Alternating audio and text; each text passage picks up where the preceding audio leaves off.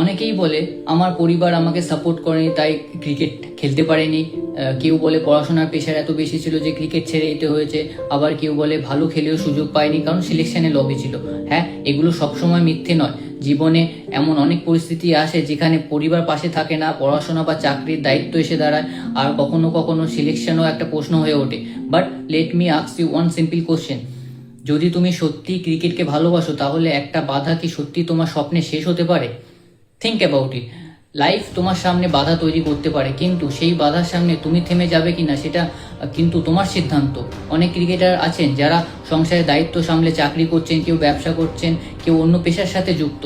Life ক্রিকেটকে তাদের জীবন থেকে দূরে নিয়ে গেছে, but they never stop loving the game. সুযোগ যখনই এসেছে তারা নিজেদের প্রস্তুত রেখেছেন, কারণ তারা জানেন opportunity may come late but you must always be ready when it's come.